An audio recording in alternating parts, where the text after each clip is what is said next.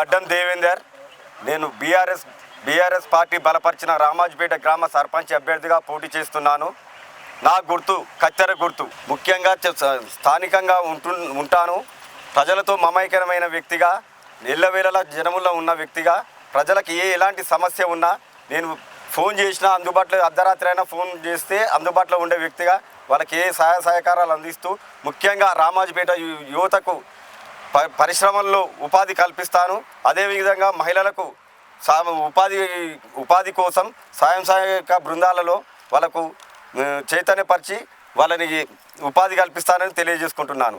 అదేవిధంగా గ్రామంలో ఉన్నటువంటి సమస్యలు మెయిన్ ఒకటి చెరువు కట్ట వెడల్పుది. దాన్ని మేము ఆల్రెడీ గత ప్రభుత్వంలోనే మంజూరైనవి, ఇంతవరకు దాన్ని సాధించలేదు. దాన్ని సాధిస్తేందుకు మేము ప్రయత్నిస్తాము. అదేవిధంగా అహ్మద్ నగర్ గ్రామంలో అంతకుముందుకు ఒక శ్మశాన వాటిక గురించి 15 లక్షలు మంజూరైనాయి. దానికి స్థలం లేక అది మరలిపోవడం జరిగింది.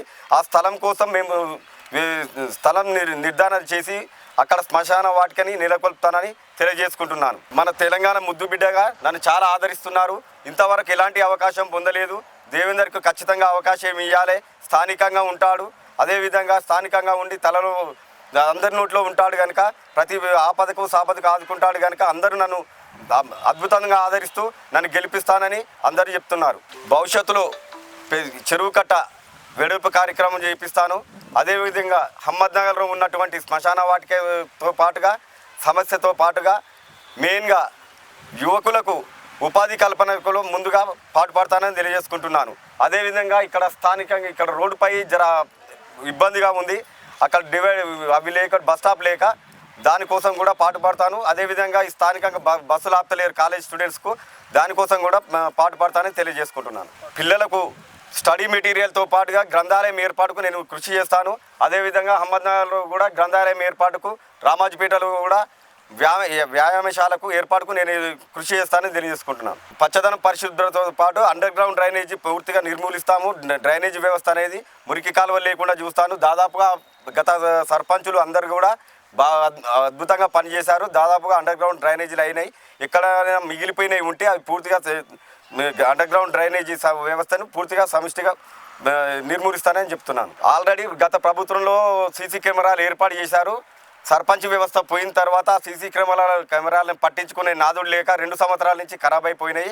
అవి మళ్ళీ ఈ రక్షణ వ్యవస్థ కోసం మళ్ళీ పునరుద్ధరిస్తానని తెలియజేస్తున్నాను. వృద్ధులకు రాని వాళ్ళకు నేను దగ్గరుండి వాళ్ళకు మంజూరు చేపిస్తాను. అదేవిధంగా వికలాంగులకైనా ఎవరికైనా నేను దగ్గరుండి వృద్ధాప్య పెన్షన్సే కానీ వికలాంగుల పెన్షన్సే కానీ నేను వాళ్ళకు ఎలాంటి ఖర్చు వ్యయ ప్రయాసాలు ఓర్చకుండా నా వంతు కృషిగా నేను వాళ్ళకి అందిస్తానని చెప్తున్నాను. మహిళలకు రామాజపేట మరియు అహ్మద్ నగర్ మహిళలకు ఇక్కడ ఉపాధి లేకుండా పోతున్నది.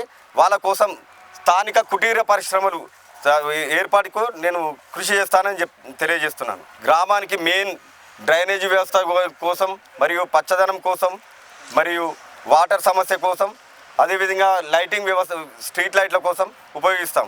గ్రామ ప్రజలకు నేను కోరుకునేది ఒకటే, మనవి చేసేది ఏంటంటే, మీ బిడ్డగా రామాజపేట బిడ్డగా మీ తలలో ఉండే వ్యక్తిగా ఎల్లవేళలా ఫోన్ చేసినా అర్ధరాత్రి ఫోన్ చేసినా వచ్చే బిడ్డగా నన్ను ఆదరించి నన్ను ఓటు వేసి గెలిపించి మీ బిడ్డగా ఆదరించాలని కోరుకుంటున్నాను. అహ్మద్ నగర్ గ్రామ ప్రజలు కూడా వాళ్ళ సొంత బిడ్డగా నన్ను ఆదరించాలని కోరుకుంటున్నాను.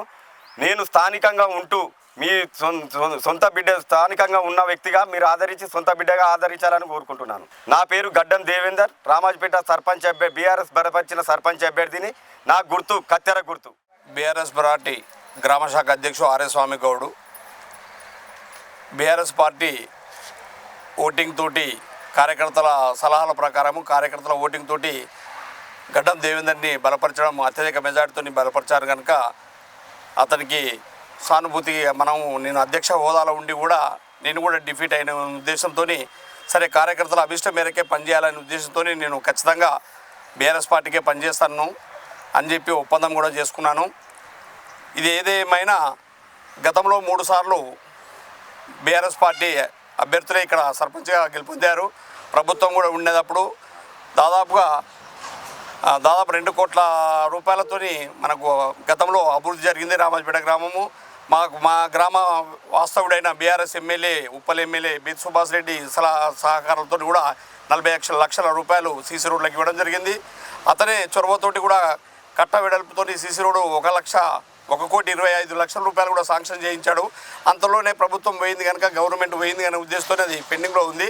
ఆ పెండింగ్ నిధులను ఇప్పుడు దేవేందర్ సర్పంచ్ ఆధ్వర్యంలో ఆ పెండింగ్ నిధులను తీసుకొచ్చి కట్ట వెడల్పు చేయాలని చెప్పి ఈ సందర్భంగా కూడా మేము గుర్తు చేస్తున్నాము, హామీ ఇస్తున్నాము పార్టీ తరఫున.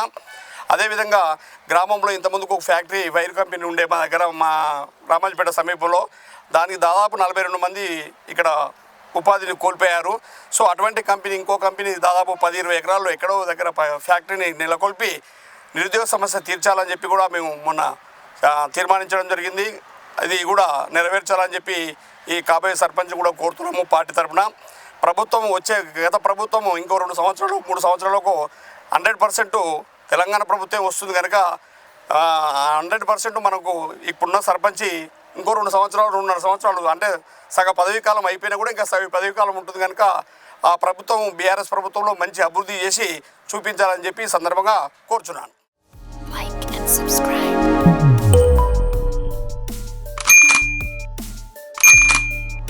Like and subscribe.